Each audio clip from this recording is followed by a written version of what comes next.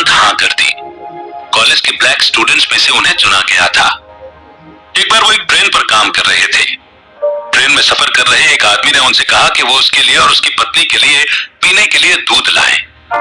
Simon ने जब उन्हें दूध के गिलास पकड़ाए तो उस आदमी ने उनसे बातचीत शुरू कर दी। अब क्योंकि ये कंपनी के रूल्स के खिलाफ था तो साइमन ने उस आदमी की बातों का जवाब नहीं दिया और वहां से चले गए। लेकिन वो आदमी साइमन से बात करना चाहता था, इसीलिए वो उनके पीछे पीछे पोर्टर्स के क्यूबिकल तक पहुंच गया और साइमन से उनकी पर्सनल लाइफ के बारे में पूछने लगा। ट्रेन तब तक एक स्टेशन पर रुक चुकी थी। जाते जाते उस आदमी ने साइमन को टिप दी और उसके ब्राइट फ्यूचर की कामना की।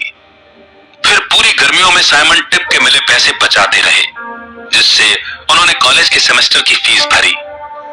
साइमन जब कैंपस लौटे तो उनके कॉलेज प्रेसिडेंट ने उन्हें वेलकम करते हुए ये इन्फॉर्म किया कि जिस जेंटलमैन से उनकी ट्रेन में मुलाकात हुई थी वो कर्टिस पब्लिशिंग कंपनी के रिटायर्ड एग्जीक्यूटिव मिस्टर बॉयस हैं और उन्होंने साइमन की पढ़ाई के लिए $5000 दिए हैं, जो कि साल भर की कॉलेज की फीस थी। साइमन हैरान रह गए। वो मिस्टर बॉयस के लिए बेहद ग्रेटफुल फील कर रहे थे। उनकी इस हेल्प ने साइमन को एक कॉलेज ग्रेजुएट बनने में मदद की और उनकी आगे की पढ़ाई के रास्ते खोल दिए थे। इसके बाद साइमन ने कॉर्नेल यूनिवर्सिटी इथाका न्यूयॉर्क से मास्टर्स डिग्री ली। इस बात को कई साल बीत चुके थे। साइमन अब एक फैमिली मैन थे। अक्सर वो अपने बच्चों को मिस्टर बॉयस की जनरसिटी के बारे में बताया करते थे कि किस तरह मिस्टर बॉयस की मदद से वो आज इस मुकाम तक पहुंच पाए। क्योंकि अगर उन्हें स्कॉलरशिप नहीं मिलती तो साइमन के बच्चे भी शायद उसी फार्म में होते और पढ़ाई के लिए स्ट्रगल कर रहे होते। साइमन मिस्टर बॉयस के प्रति बेहद शुक्रगुजार महसूस करते थे, क्योंकि उनकी ग्रेटनेस की वजह से न सिर्फ साइमन के सपने पूरे हुए बल्कि उनके बच्चे भी अपना सक्सेसफुल करियर बना पाए। तो समझा आपने, आपकी एक छोटी सी मदद न जाने कितने लोगों की जिंदगी बदल सकती है। आप ये सोच भी नहीं सकते। डोनेशन की इंपॉर्टेंस को बताती इस छोटी सी स्टोरी और इस चैप्टर को समझने के बाद हम आगे बढ़ते हैं और नेक्स्ट चैप्टर है अटेंशन, यानी कि ध्यान। कुछ लोगों को लगता है कि लाइफ तभी मीनिंगफुल बनेगी जब हम कोई बड़ा कंट्रीब्यूशन करेंगे या लाखों लोगों को फायदा पहुंचाएंगे, पर ऐसा नहीं है। अगर हम अपने बिजी शेड्यूल से थोड़ा सा टाइम निकालकर किसी एक जरूरतमंद के भी काम आ सके तो इतना भी बहुत है। कंट्रीब्यूशन हमेशा बड़े लेवल का हो ये जरूरी नहीं है। आपकी एक छोटी सी मदद भी किसी के बड़े काम आ सकती है। टाइलर करी एलिमेंट्री स्कूल के टीचर हैं।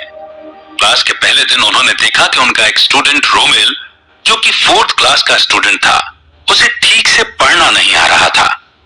एक बार मिस्टर करी ने स्टूडेंट्स को अपने ड्रीम के बारे में लिखने का टॉपिक दिया। सबने कुछ न कुछ लिखा था सिवाय रोमेल के, जिसने बिना कुछ लिखे ही पेपर सबमिट कर दिया था।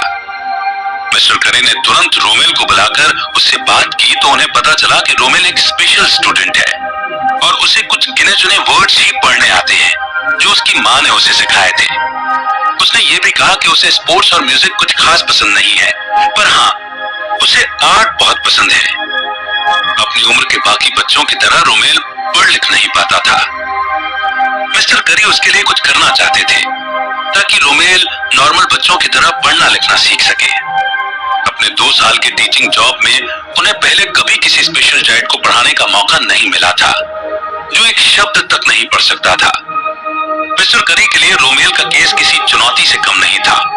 यहाँ तक कि रोमेल के स्पेशल एजुकेशन टीचर ने भी उन्हें यही कहा कि रोमेल का नॉर्मल बच्चों की तरह पढ़ना लिखना इम्पॉसिबल है।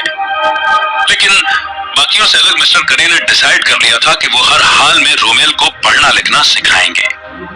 क्लास में पढ़ाते हुए उन्हें रोमेल के बारे में कई बातें पता चली, जैसे वो बुद्धू नहीं था बल्कि मैथ्स में बहुत होशियार था और स्टोरी टाइम में वो बड़े ध्यान से सुनता था।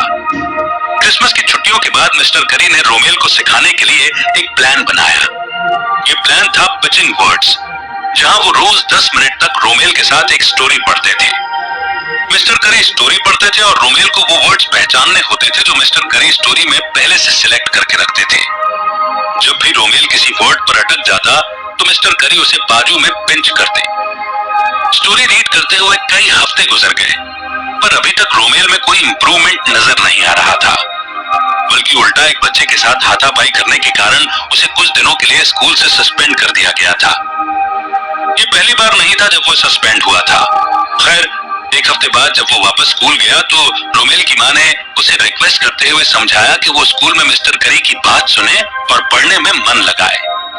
न जाने क्यों मिस्टर करी को ये एहसास होता था कि प्रॉब्लम रोमेल में नहीं है, बल्कि उन टीचर्स में है जो रोमेल को समझ नहीं पाए और उसे सिखाने में फेल हो गए।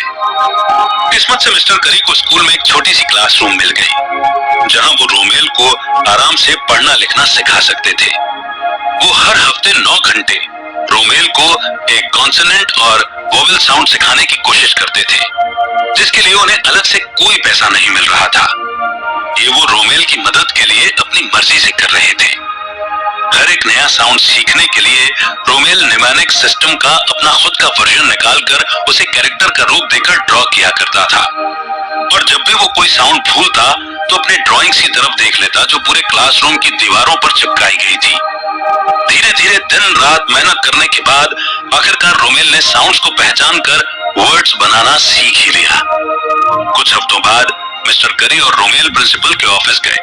वहां रोमेल ने एक बुक पढ़ना स्टार्ट कर दी तो प्रिंसिपल और रोमेल की माँ दोनों हैरान रह गए। उन्हें रोमेल पर बड़ा प्राउड फील हुआ। इसके बाद रोमेल के लिखने की ट्रेनिंग स्टार्ट हो गई। रोमेल के टीचर्स ये बात मानकर चल रहे थे कि वो कभी पढ़ना नहीं सीख पाएगा, पर मिस्टर करी के आने के बाद जैसे रोमेल की लाइफ ही बदल गई। उन्होंने उसे पढ़ाने की जिम्मेदारी उठाई और वो भी बिना किसी लालच के। मिस्टर करी नहीं होते तो शायद रोमेल के अंदर छुपी पोटेंशियल कभी बाहर नहीं निकल पाती और वो शायद कभी पढ़ना लिखना नहीं सीख पाता। अपनी जिंदगी का मकसद या मीनिंग ढूंढने में उस छोटी से छोटी अटेंशन को भी अंडर एस्टिमेट मत कीजिए, जो किसी की पूरी जिंदगी बदल सकती है। हो सकता है कि थोड़ा सा वक्त और अटेंशन देकर आप उन्हें अपना टैलेंट या पोटेंशियल ढूंढने में हेल्प कर सके। तो अटेंशन शब्द की वैल्यू और अटेंशन शब्द का मिरेकल और अटेंशन शब्द के साथ दिए हुए कंट्रीब्यूशन की इंपॉर्टेंस को समझने के बाद अब हम आगे बढ़ते हैं नेक्स्ट चैप्टर की ओर, जो कि है जिम्मेदारी, यानी कि रिस्पॉन्सिबिलिटी। अपने होने का मतलब ढूंढना हमें मोटिवेट करता है कि हम लाइफ में अपने कंट्रीब्यूशन के लिए एक प्लान क्रिएट करें। हालांकि सिर्फ बातों से कुछ नहीं होगा जब तक कि हम रियल एक्शन नहीं ले लेंगे। इसीलिए हमें अपनी लाइफ का चार्ज अपने हाथों में लेना होगा और अपनी जिम्मेदारियों को स्वीकार भी करना होगा, तभी हमारे सपने सच हो पाएंगे।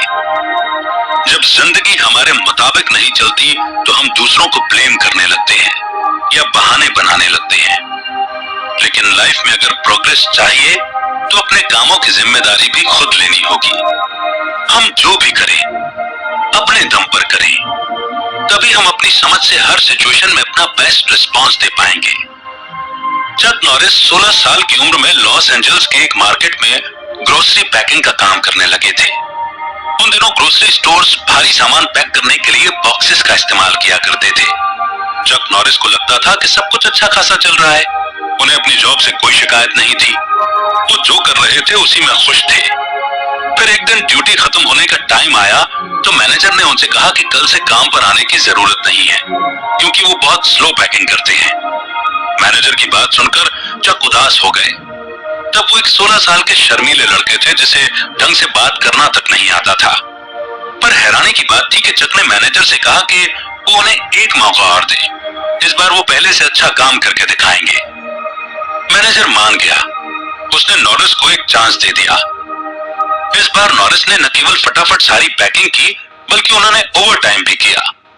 उस दिन चक नॉरिस ने जब अपनी बात कही तो वो एक ऐसा मोमेंट था जिसे वो कभी नहीं भूल सकते। उन्हें एहसास हुआ कि अगर हम सिर्फ इंतजार करते रहेंगे और हाथ पर हाथ रखकर बैठ जाएंगे तो कुछ नहीं होने वाला। लाइफ में पहला या दूसरा मौका तभी मिलेगा जब हम एक्शन लेंगे। चक ने भी लिया। बेशक वो शर्मीले थे, पर उन्होंने अपनी बात को कहने की हिम्मत दिखाई। तब चक नॉरिस एक नेचुरल स्पोर्ट्समैन भी नहीं,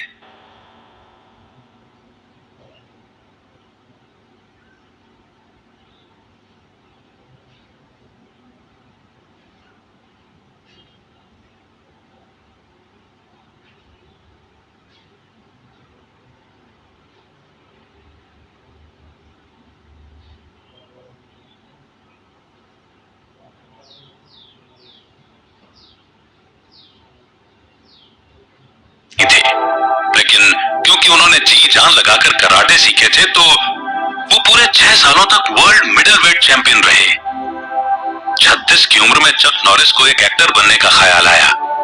वैसे उन्हें एक्टिंग का कोई एक्सपीरियंस नहीं था, पर सिर्फ इस वजह से वो खुद को एक्टिंग की दुनिया में जाने से रोकना नहीं चाहते थे।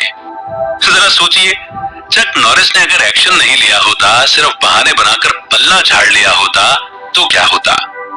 हम अपनी लाइफ में हर रोज कई तरह की हालातों का सामना करते हैं, जो हमारे रास्ते में आने वाली अपॉर्चुनिटी को इन्फ्लुएंस करती है। लेकिन चक नॉरिस की स्टोरी से हमें यह भी सीख मिलती है कि इंसान की किस्मत उसके खुद के हाथों में है।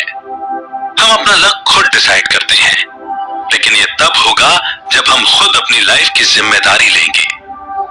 आपके सामने चाहे कोई भी सिचुएशन हो, जो भी प्रॉब्लम हो, उसे फेस कीजिए और डटकर मुकाबला कीजिए। फिर चाहे आपको अपने लिए आवाज उठानी पड़े, मेहनत करनी पड़े या खुद से ही पहल करनी पड़े। और जिम्मेदारी के बाद सबसे इंपॉर्टेंट फैक्टर आता है साहस, यानी कि करेज। यही हमारा नेक्स्ट चैप्टर है।